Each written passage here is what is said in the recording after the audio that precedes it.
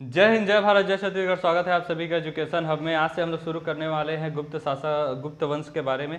देखिए, जिस प्रकार से गुप्त वंश का जो मतलब दौर चला था, उसमें काफ़ी बड़े बड़े और महान शासक हुए, एक से बढ़कर एक शासक इसमें होते चले गए। ठीक है, चंद्रगुप्त द्वितीय, विक्रमादित्य, खुद चंद्रगुप्त प्रथम हुए, स्कंदगुप्त हुए, समुद्रगुप्त हुए, बहुत सारे इसमें कुमारगुप्त भी हुए। ठीक है, तो बहुत सारे इसमें बड़े बड़े शासक हुए और इस गुप्त काल को इसीलिए भारत का स्वर्ण काल कहा जाता है। देखिए, सोने की वैल्यू बहुत ज़्यादा होती है। सोने के अक्षरों में अगर किसी का नाम लिख दिया जाए स्वर्ण अक्षरों में, तो उसने वाकई बहुत बड़ा काम किया होता है। और उसी प्रकार से अगर किसी युग को, किसी काल को, किसी एरा को स्वर्ण काल कहा जाए, गोल्डन पीरियड कहा जाए, तो फिर वह किसी न किसी रूप में बड़ा महान रहा ही होगा। तो ये जो गुप्त काल है, गुप्ता डायनेस्टी, इसे हम लोग 4-5-6 कक्षाओं में समाप्त करेंगे। सभी शासकों के बारे में डिटेल से पढ़ेंगे। ठीक है, तो देखते हैं गुप्त काल के बारे में। ठीक है, तो भारतीय इतिहास का इसे स्वर्ण काल कहा जाता है, golden era of Indian history. ठीक है, गुप्त शासक जो थे ये वैश्य थे। वैश्य का अर्थ होता है व्यापारी से। ठीक है, वैश्य से नहीं। ठीक है, वैश्य यानी कि व्यापारी थे। ये जो थे विष्णु के उपासक थे, भगवान विष्णु को मानने वाले ये लोग थे। कुषाणों के ये लोग जो थे सामंत थे, ऐसा मतलब जानकारी मिलता है बहुत सारे स्रोतों से कि ये कुषाण के जो सामंत थे, कुषाण वंश के अंतिम शासक मतलब महान शासक कनिष्क के बाद जो इसके उत्तराधिकारी थे, योग्य नहीं थे। अंतिम शासक के रूप में वासुदेव की चर्चा है एक। ठीक है, उसके बाद जिसके उसके जितने भी सामंत थे वो सब अलग होने लगे।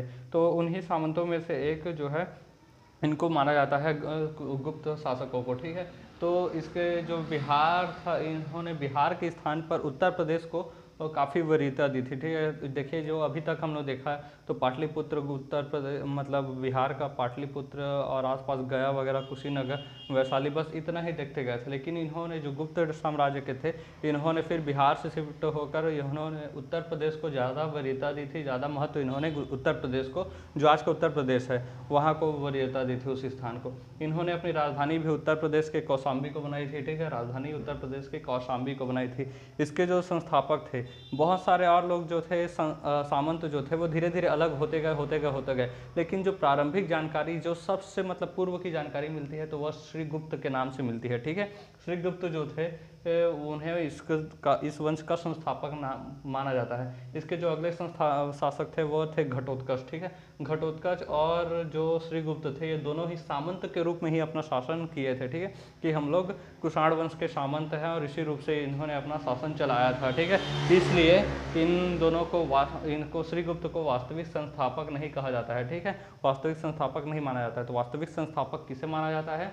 वास्तविक संस्थापक के रूप में देखा जाता है चंद्रगुप्त प्रथम को। ठीक है, चंद्रगुप्त प्रथम, जो कि 319 ईस्वी में इन्होंने राज्य अभिषेक संभाला था, और गुप्त संवत भी इन्होंने उस समय से चलाया था। ठीक है, 319 ईस्वी से गुप्त संवत चलाया था, जिस प्रकार से शक संवत वगैरह चलता है। संवत मतलब कैलेंडर चलाया था। ठीक है, लिच्छवी राजकुमारी जो थी कुमार देवी से इन्होंने विवाह किया था। ठीक है, किन्होंने विवाह किया था? चंद्रगुप्त प्रथम ने किया था। ठीक है, इसके उपलक्ष्य में इन्होंने राजा रानी का सिक्का भी चलाया था। ठीक है, देखिए इन्होंने रानी से विवाह किया और विवाह करके ये इतना खुश हो गए कि इन्होंने राजा रानी का सिक्का चलाया। रानी भी होती है ना, थोड़ा सा चलो ना, एक तो राजा रानी वाला सिक्का इसमें यहाँ पर हम दोनों का चित्र रहेगा, ऐसा टाइप से। तो पत्नी की बात भला कौन टालेगा? एक से मतलब ऐसा काम कौन और करवाएगा? रानी ही तो करवाएगी। ठीक है, तो राजा रानी का सिक्का इसमें चलाया गया था। इन्होंने प्रथम मतलब महान सम्राट मतलब इस वंश का बने थे। इन्होंने महाराजा महाधीराज या फिर महाराजा धीराज की उपाधि धारण किया था। इस समय शिक्षा का प्रमुख केंद्र उज्जैन था। उज्जैन जो था, देखिए हर समय कोई ना कोई शिक्षा का प्रमुख केंद्र था और ये लगातार शिफ्ट होता जाता है। ठीक है, हमारे छत्तीसगढ़ में देखें तो भिलाई जो है, दुर्ग नहीं भिलाई जो है वह शिक्षा का प्रमुख केंद्र है, गढ़ है। उसी प्रकार से भारत में देखें तो यूपीएससी आईएएस वाले के लिए दिल्ली जो है, दिल्ली में भी खास जगह मुखर्जी नगर। ठीक है, और उसी प्रकार से आईआईटी जेईई नीट के लिए देखें तो प्रयागराज और कोटा बहुत ज़्यादा फेमस है। ठीक है, तो इसी प्रकार से उस समय जो है शिक्षा का प्रमुख केंद्र उज्जैन था। ठीक है, इस समय जो थी महिलाओं को तो समाज में स्थान मिलना प्रारंभ हुआ था गुप्त काल में। ठीक है, महिलाओं को अलग से स्थान दिया जाता था। ठीक है, जैसे आज हमारे लोकतंत्र में भारत में, ठीक है, भारतीय गणराज्य में इसमें क्या होता है कि वित्त मंत्री देखिए महिला है। ठीक है, महिला एवं बाल विकास अधिकारी ये भी महिला है। तो बहुत सारे जो मंत्री हुआ करते पहले, वित्त मंत्री के अलावा रक्षा मंत्री वगैरह भी बहुत सारी हो चुकी हैं। खुद हमारे देश की अभी राष्ट्रपति जो कि सर्वे सर्वा होती हैं, ठीक है, शासन के, वह जो है आज मतलब एक महिला है। ठीक है, उसी प्रकार से महिलाओं को समाज में स्थान मिलना भी जरूरी है। इससे क्या होता है कि अगर एक पुरुष अगर आगे बढ़े तो केवल पुरुष ही आगे बढ़ेगा, लेकिन अगर महिला आगे बढ़ी तो वह पूरे साम्राज्य को लेकर, पूरे समाज को लेकर आगे बढ़ती है। ठीक है, तो महिला को भी समाज में स्थान देना प्रारंभ हो गया था। ठीक है, दरबारी भाषा जो थी इनकी संस्कृत थी। ठीक है, दरबारी भाषा या राजभाषा भी इसे कह सकते हैं, संस्कृत थी उस समय की।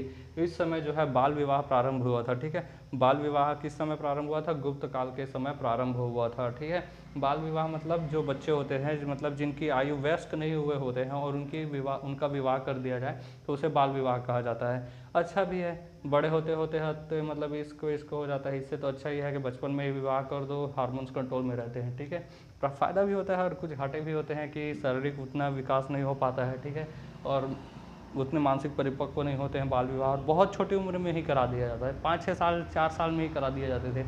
ये कुछ ज़्यादा ही गलत हो जाता था। ठीक है, प्रभावती जो है, इस प्रभावती गुप्त, इन्होंने पूना में एक अभिलेख लिखा था जिसे ताम्र अभिलेख के नाम से जाना जाता है। इस ताम्र अभिलेख में यह वर्णन है कि श्रीगुप्त जो है, इसे आदिगुप्त के नाम से भी जाना गया है। ठीक है, आदिगुप्त या श्रीगुप्त जो है प्रभावती के पूना में स्थित ताम्र अभिलेख में इनकी चर्चा प्रथम मतलब सम्राट, गुप्त सम्राट के रूप में की जाती है, श्रीगुप्त की। इसलिए यहीं से इनको संस्थापक के रूप में मान लिया जाता है, लेकिन वास्तविक संस्थापक चंद्रगुप्त प्रथम को माना जाता है। इस समय पारे की खोज हुई थी। पारा यानी कि एक धातु होता है पारा। ठीक है, जो बैलेंस नापने के लिए पारा डाल दिया जाता है ना, द्रव के रूप में रहता है सामान्य अवस्था में, यह पारा धातु की इसी समय खोज हुई थी। ठीक है, खोज और आविष्कार में अंतर है। आविष्कार मतलब किसी चीज़ को तोड़ मरोड़ का मतलब नया बनाना कुछ, और खोज करना मतलब पृथ्वी में पहले से विद्यमान है लेकिन उसे खोजा नहीं गया है, कहीं से भी मिल गया तो उसे खोज कहते हैं। ठीक है, और आविष्कार मतलब जैसे पेन पहले से नहीं था, इसे मतलब प्लास्टिक लगा है, इसके अंदर इंक डाला गया है, ढक्कन है। ठीक है,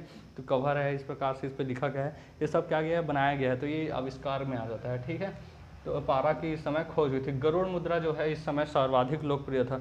गरुड़ जो है भगवान विष्णु मेरे आराध्य, उनका जो वाहन है गरुड़, उनका वह जो मुद्रा है, वह मुद्राएं जो है गरुड़ मुद्रा, गरुड़ की मतलब निशान वाली मुद्राएं हैं, वह उस समय काफ़ी लोकप्रिय थी। ठीक है, गुजरात हो गया, बंगाल हो गया, तमिलनाडु, ये उस समय का मतलब टेक्सटाइल का हब था। ठीक है, वस्त्र उत्पादन। ठीक है, टेक्सटाइल मतलब वस्त्र उत्पादन और क्लॉथ स्टोर वगैरह सब बहुत ज़्यादा इसी में थे, जैसे आज अहमदाबाद सूरत में है। ठीक है, इस प्रकार से उस समय ये तीनों राज्य जो है वर्तमान के, उस समय ये तीनों मतलब स्थान थे।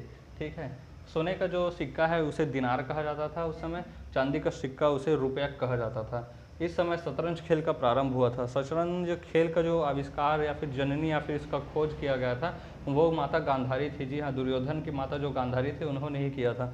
और शतरंज खेल का जो खेलना मतलब प्रारंभ किए थे मतलब एक खेल के रूप में, तो वो है गुप्त काल में ही हुआ था। ठीक है, बीच में क्या है, दब जाता है कोई खेल और अचानक से उभर जाए, जैसे कि भाला फेंक अब पहले भी था आज भी है, लेकिन नीरज चोपड़ा ने जैसे ही गोल्ड मेडल जीता हमारे स्वाभिमान के रूप में, तो अब से भाला फेंक एकदम ज़्यादा फेमस हो गया था। ठीक है, इसे उस समय चतुरंग कहा जाता है, शतरंज को चतुरंग कहा जाता था। उस समय जो है हुड़ों का आक्रमण हुआ था, हुड़ इसके बाद पढ़ेंगे। ठीक है, इन हुड़ों का आक्रमण जो है गुप्त शासन में हुआ था।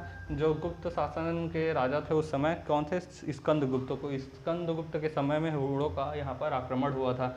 इसमें सती प्रथा का भी वर्णन मिलता है 510 ईस्वी में। ठीक है, किसमें मिलता है, एरन अभिलेख जो है, एरन अभिलेख उसी में मिलता है। ठीक है, उस समय जो शासक थे भानुगुप्त थे। ठीक है, किस समय, जिस समय सती प्रथा का वर्णन वाला जो एरन अभिलेख मिला है इसमें लिखा गया है कि उस समय शासक भानुगुप्त थे। कुमारगुप्त ने अश्वमेध यज्ञ कराया था। ठीक है, किसने, कुमारगुप्त ने अश्वमेध यज्ञ कराया था। गुप्त संवत जो है 319 से 320 ईस्वी से प्रारंभ होता है। इससे चंद्रगुप्त प्रथम ने प्रारंभ किया था अपने राज्याभिषेक यानी कि अपने गद्दी पर बैठने के दौरान। अगले कक्षा में हम लोग इसे डिटेल से इसके राजाओं के बारे में पढ़ेंगे, तो इस सब चीज़ का अच्छा से नोट बनाते रहिए, पढ़ते रहिए, आगे बढ़ते रहिए। मिलेंगे अगली क्लास में, तब तक के लिए राम राम।